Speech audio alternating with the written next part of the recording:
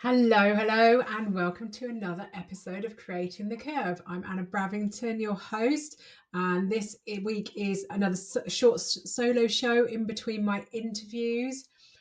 Last week, we had the wonderful Beverly Poole on, and we were talking around mentorship and getting help running a business.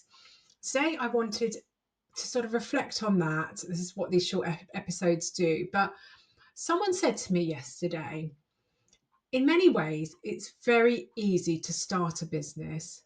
It's really hard to grow one. And that stuck with me for the last 24 hours because what Beverly and I were sort of talking about last week, this finding a role of a mentor, getting help. You can go to communities, get some help and support. Beverly runs lots of training programs helping small businesses. So do I. And that this thing that someone said to me yesterday, it's really easy to start a business. I mean, to start a business, you just have to say, I'm in business now, really. That's maybe open a bank account. If you're a sole trader though, you might be just using your personal account.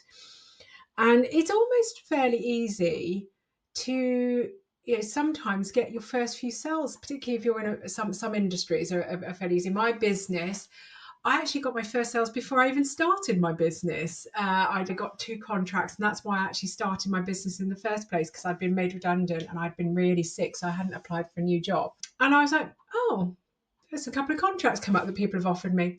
I'll start a business. But then what happens is you get to a certain plateau, and then it gets really difficult because you can't do everything on your own. I own my own business. It gets to a point where, I've got a VA, I've got an accountant, so I've got to start to get some help. I also have a business partner, although she's on hiatus at the moment. But it is really hard because you can initially start, particularly in some jobs. It depends what business you're in. If you're in a big engineering um, type of business where you have to make things and manufacture things, it's probably not so easy to sort of start with you or just a couple of people. You might need to start big. But for a lot of particularly service-based industries, I'm a service-based industry. I work with people who are in mathematics, programming. I mean, programming technically that, there can be a product at the end of it, but I've known programmers that just program it all themselves and then create something.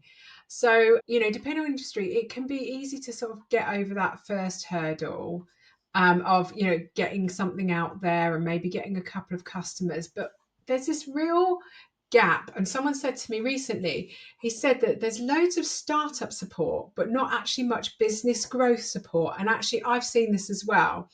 Um, this is why I tend to help companies that are in the phase. I always say my position is that I am that gap between transitioning from technician to leader, what I tend to use, which means that you've been on the ground, you've done the technical stuff, but then you actually need to transition to the leadership role, to do the strategic side, the marketing and the sales, etc.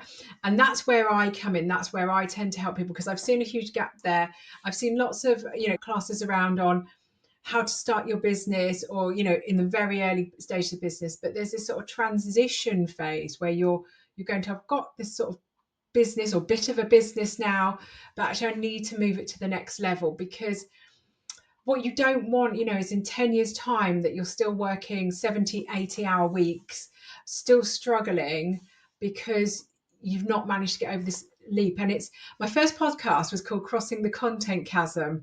And I feel actually, or maybe I should have named this one like crossing the curve chasm or something, because when we talk about, the reason I named this podcast Creating the Curve is because it's named around the technology and adoption curve, which is the curve where you get the early adopters and then you'll get to mass market appeal. And with that, I call it creating the curve, because that curve doesn't happen on its own. It happens with you pushing and moving it forward and working your way to mass adoption. So I wanted it to be quite proactive in saying that we create the curve. But actually, in the technology adoption life cycle, there is a chasm where you either get mass adoption or sometimes you fall off a cliff. And that is kind of the area I sit. So it's not just creating the curve. For me, it's leaping the chasm of despair as well into that sort of growth and mass adoption. Now, mass adoption, means different things to different people. If you've got, yeah, billion different customers, your mass adoption is probably going to be much bigger. If you've got only 40 customers in the entire world that can adopt your product, then your mass adoption is much smaller. So, it means different things to different people. There is this huge gap. And part of it, I think, is that, and I'm an ex-programmer. I love creating stuff. I like writing code. That's why I got into programming, because my degree did sort of across systems analysis and design. It did programming. It did a bit of IT as well, and repair. Lots of mathematical sides to it as well. It was a very technical degree.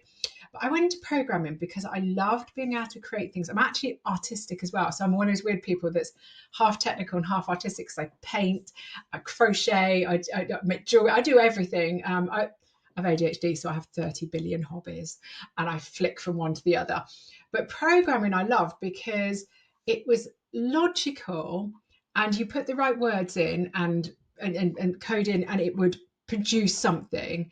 But also you could make anything you wanted, pretty much. The sky's the limit within technology bounds. The sky's the limit. And so I loved the fact that I could craft things through programming. And when I moved away from programming, I moved more into project management and account management. There's this almost sense of loss, maybe. Like, I was always the programmer. I'm really good. I was creating things. I was doing the doing, what I consider the on the ground making of something.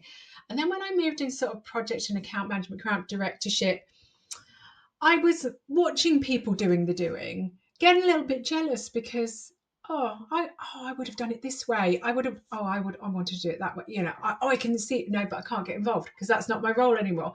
So I was doing the sales, I was doing the customer management, sealing deals and making sure everything ran on time. And it was recently, I feel like there's a very similar thing for founders that I've spoke to, particularly the technicians, that when you start moving into this leadership role, there's a almost sense of loss of identity, because you're not doing the thing that you loved and the reason you set up your business, and a loss of enjoyment, because if you loved coding or engineering, whatever it is that you loved, and then you're suddenly doing all these things that maybe not fit your personality type very well, marketing, sales, accounting, whatever it is, it can feel quite painful. And I find at this point, this is where a lot of people's enjoyment for the business disappears.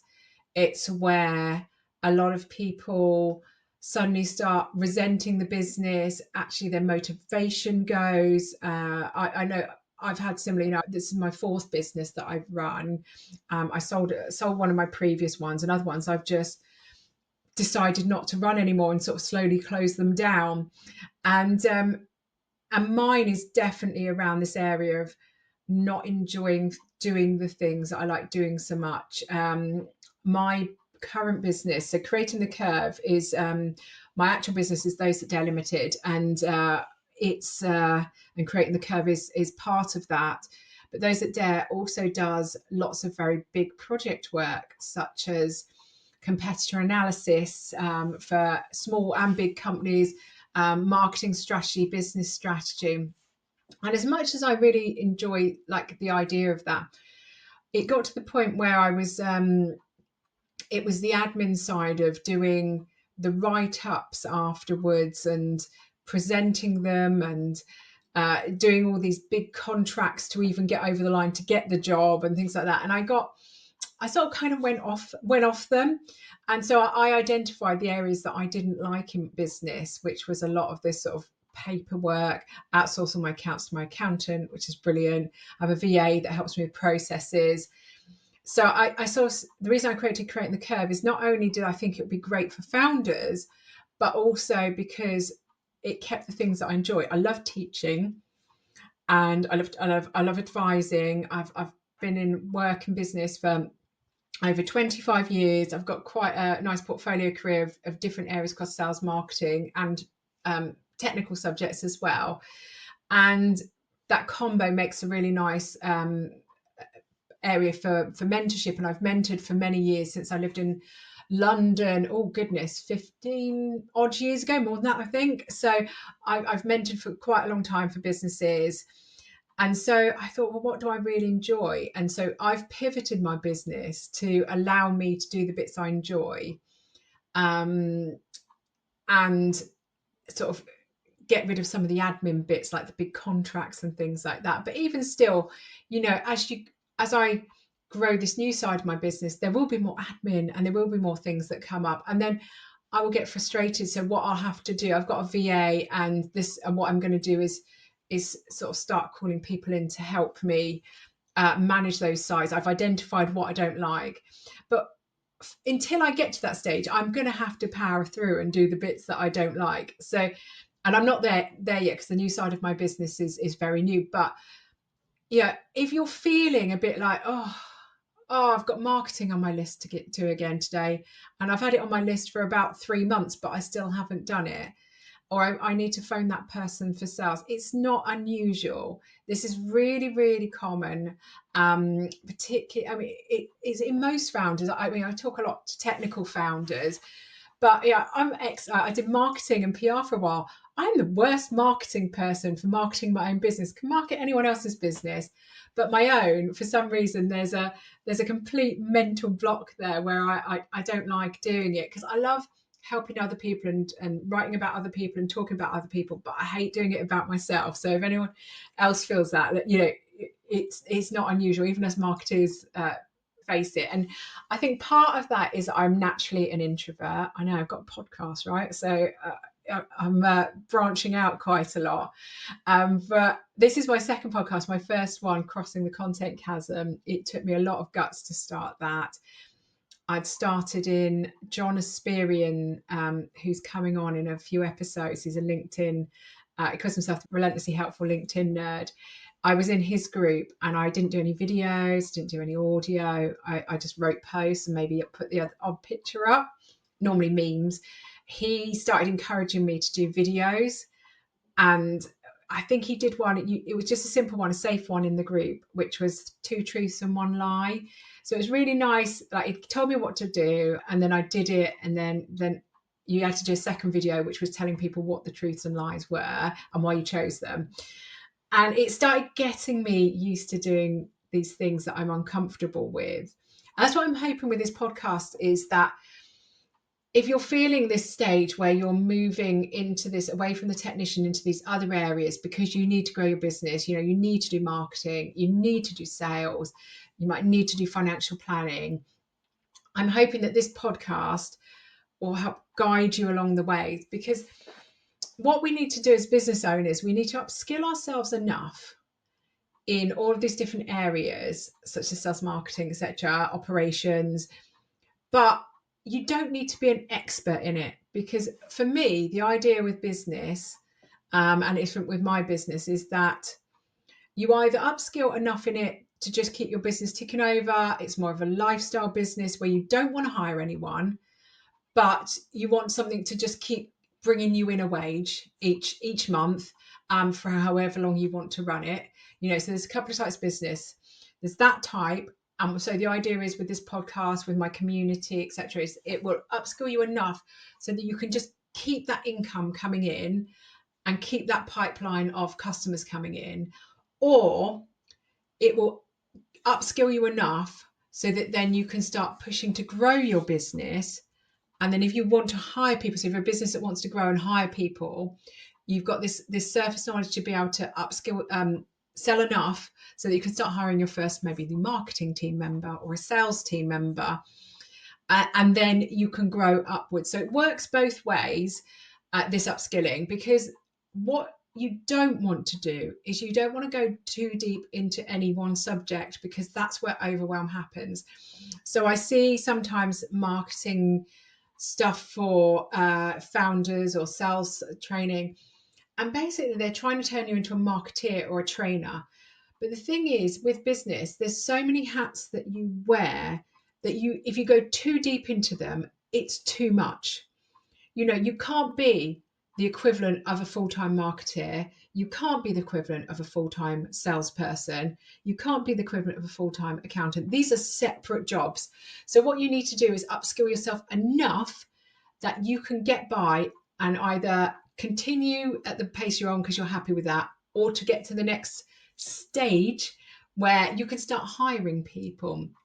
And my suggestion is, if you're going to hire people, the first two you need are some sort of virtual assistant, personal assistant, business support, and then someone around sales or marketing area. Depending on your industry, it might work differently of whether it's sales or marketing.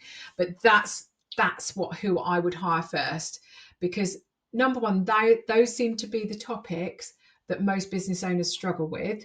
So outsource the things that you don't like and to an expert. And secondly, those are the ones that are going to also grow your business further. Because what I see happening is people will hire another programmer, another scientist, another engineer. But it's all right creating the product, and more and more of you creating the product. But if someone's not there selling it, how are you going to grow your business? So think about the growth, and it's thinking about being smart when you're selling products, because particularly in the tech industries, you can sell products without them being ready. This is perfectly acceptable. I've done it before. You can sell them and get people on board early, pre-release, to be able to launch them, or in MVP stage. There's ways around it, or getting grants or investment before things are released. They talk about technology readiness levels, and if you're in an early stage, 1, 2, 3, sort of early, that sort of early levels. I've forgotten which the stages are now. I think 1, 2, 3 is the early ones. You can actually get funding and finance for those levels. So it doesn't have to be finished, but if you're not getting out there and either writing grants or getting funding or getting customers, then you're not going to grow. So make sure you're focusing in the right area. I wrote a post last week around what I use AI to infill for the areas I don't like doing, such as like the admin and organizing things. Whereas I won't get it to do a podcast for me, because I like doing podcasts. That's fun and interesting. I won't get it to write in my community, because that's what I enjoy doing. I wouldn't get it to do a live stream for me, because that's what I love doing. I wouldn't teach a course for me, because that's, once again, the things that I love doing.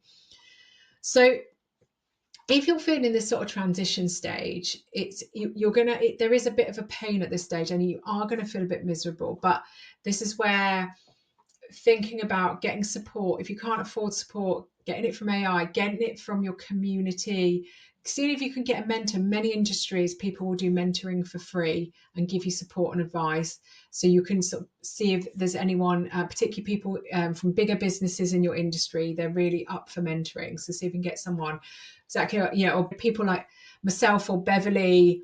We have communities. Beverly has her Aspire for Business Academy, and she does training.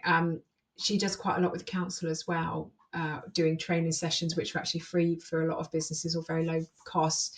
I have my Creating the Curve membership and free community. So see where you can get this support through this hideous middle ground. If anyone's a fan of Labyrinth, I feel like this stage is like the bog of eternal stench, where you've got to sort of like, if anyone's watched the film, you sort of teeter around the edge, try not to, fall in, so that you smell foul for the rest of your lives. It's one of my favourite films. This is the bog of eternal stench stage. Maybe I'll call it that. And it's just making sure that you don't. And I feel that actually that sort of description is quite nice, because if you succumb to this misery that sometimes this stage causes, it can hang around and it can taint your feeling of your own business. I've done it before, and I've gone off my own business because I've been really miserable in it, and I've just can't get the joy back again. So think about at this stage as well what it is you want to do. So I've talked about the two different types of business that you want to either just sit as a lifestyle business, it's something that you want to just stay stable and earn money, or is it something you want to grow? This is a great time, if you're in this stage of growth, start setting your SMART goals, your business goals. Where is it that you want to be? So, for example, if you take my community, I can't remember the figures, I've got them written down, but my brain's mush today. But, say I wanted, I'm a SMART goal, I want 200 members by 2028. And I'm just picking some numbers, 200 members by 2028. I charge X amount for the membership. I want 200 of those members to convert to the membership by 2028 as well, bringing me X amount of revenue. Think about those, the timescale, SMART goals, the timescales, physical numbers, and where you want to be. So, for example, if you want to hire a marketer and a business assistant, how much are their wages? How much do you need to cover that? So how much do you need to earn in a year or two's time? So if I want to get a marketer and a business assistant in 2 years' time or 1 year's time, right? So I need to bring on 2 new clients in that time to be able to do that. So you're setting your goals, right? And those 2 new clients need to bring in £30,000 project each year. Completely different for every industry. I want £30,000 project each, at which time I can maybe have a part-time business assistant, part-time marketer for 2 days a week or 3 days a week. So be really specific about your goals, where you want to be. Because what I find is when you're in this difficult bit of business where you're just in this transition and losing this sense of self, if you have a goal, so right, if I get a marketer in a year and a half, 2 years, I can go back to doing some of the doing that I really enjoy. So that's a really good eyes on the prize. Eyes on the prize. That's where I want to be. And if and a business assistant, so I don't have to keep managing my diary and working out where everything is, they can just do everything for me. So that sounds like, if that was something areas that you hated, in 2 years' time, that would go away. So when you're in this difficult phase, setting that plan ahead of something that you really like, and then knowing that you need 2 customers, 50 customers, 100 customers, whatever it is that your business needs, that's what you need. And then looking at how you can do that in your marketing. So, I convert 10% of my customers. So I need to if I need 2 customers in and I convert 10%, work backwards, I will need X amount of customers calling me so that I can convert 10% of them to get the 2. And then, work back again. So if I need X amount of customers calling me, I need X amount of people visiting my website, because, if 100 people visit my website, 30 of those will call me. And then out of those 30, 2 will sign up. Look at your figures of how many people view your website or view social, or who connect through your network. Then how many of those tend to convert to phone calls, and then how many of those convert to work. So try and work through what you need from your marketing, because then you'll go, right, I need to get myself in front of 1,000 people. And then you can start thinking how you can get yourself in front of 1,000 people, and it's got to be the right people as well. So I had a discussion recently. So my LinkedIn I've got a wonderful network on there. I've got 5,000 people, and they are wonderful. But if I'm honest, they're not mainly STEM founders. There's quite a few STEM founders in there, because obviously I'm from a technical background, but there's not loads. And actually my biggest advocates on there are not my ideal audience.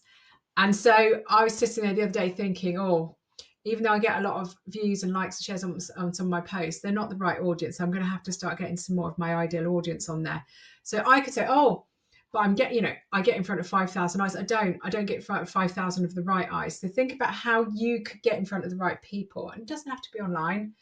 You could do 2 talks a year at different events that have 500 people in your ideal audience, and see if you can pick up work from those. It could be that, and we've been talking a lot about this recently with my colleague Michael around letter writing, and he uses the Dream 100 strategy for writing letters, picking 100 of your ideal customers, and physically writing them a letter. He shows how to do it on AI, and you write them a letter and send it to them.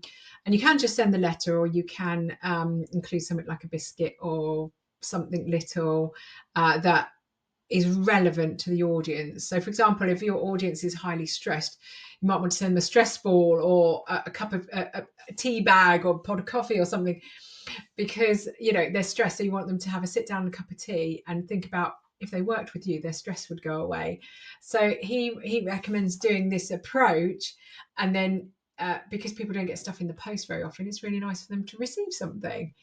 So think about how you get in front of those eyes to move you forward, because if you are feeling a bit lost, these plans of action really help. And try not to do it alone. This is one of the reasons I set up my community. But there are loads of communities around. There are local communities. So I work up at Verum Innovation Centre sometimes. And then there's a lovely community who Beverly Paul is part of, my previous guest, John Tunstall, Robert Bentley. So 3 out of that local Fareham community have come on my podcast, because this is what communities do. We stick together and we help each other out. And in Bournemouth, I have the wonderful You Are the Media community run by the wonderful Mark Masters. I'll see if we can get him on here and talk about community. That's wonderful. I get so much support. I've had people where they've come on and helped me look through my website to see if it reflects me and if it makes sense, and give me a hand, and then I reciprocate. So there's lots of help around. I'm in the Mums in Marketing online community, which is fabulous. John Asperian that I mentioned earlier, I'm in his Espresso Plus LinkedIn group for help with LinkedIn. I'm also on Mark Schaefer, who's a well-known marketing futurist. I'm in his Rise community because I'm very interested in the future of tech and marketing, and that's what his community covers. And I get all this help. I don't do it alone. Because owning your business is really lonely, and particularly when you're going through this hard transition phase. Even if you've got a few staff, they don't understand it's different being a business owner to being a staff member. It's really different, and you can't talk about the same things. So this peer-to-peer support is really important. I went to a group the other day, which is peer-to-peer network, it's called, and it was wonderful just speaking to other business owners, and they got me. They understood how hard it was. And so going and getting this sort of mentoring support, sort of going back to what me and Beverly were discussing last week, going back to this support, it can be formal support like a mentor or something, or it could be just finding your community of people, the people that understand you, to help you through these difficult times. Because the last thing you want to do is go through this on your own. Get help. There's lots of free courses out there. If you don't want to do community, do some courses, go and learn with others about transitioning. I've got a wonderful piece. I'm bigging up my own thing here. It's called Transitioning from Technician to Leader. So if you are in that phase, let me know if you want it. I've got it on my website, and it's Transitioning from Technician to Leader. And it's a little bit of a guide on how you might be able to start doing that in your sort of day-to-day activities. But do reach out. I'm happy to chat if you're feeling like you're a bit lost, because you will feel for a while like, oh my goodness, this uphill struggle. I'm feeling a little bit lost, and actually it's good to talk to other people and know that they're feeling the same. So please reach out if you want to. You find me on creatingthecurve.co.uk or on LinkedIn, Anna Bravington as well. So do reach out. And I hope that if you're in the transition phase, or you're not quite in there yet, or you're going through it, whichever stage you're at, I hope that it goes well for you. It is a tough one. It is tough, but it's brilliant once you're out the other side. It's amazing. So it is a bit of a power through resilience piece, where John Tunstall on my previous episode talked about mental toughness. This is where the mental toughness comes in. Power through, eyes on the prize, get through it. But if you've got a plan of action of how you're going to get through it and where you're going to be on the other side, that can be really, really motivating for you. So I'm gonna end there on that note, and fingers crossed, that you get through. If you're on the transition side, don't fall down the chasm. Get the community around you, me, everyone, to build a bridge across that chasm to help you across, and then you'll be out the other side, and it'll be fantastic. It will be. Promise. Well, I say I promise. I can't promise for anything at the moment because the world's a bit bananas, isn't it, at the moment? But it will feel a bit of a relief, light at the end of the tunnel. So thank you for listening, and I shall see you in next week's episode where we have a wonderful guest again, and we'll be having a nice chat. So thank you again for listening, and I shall see you soon.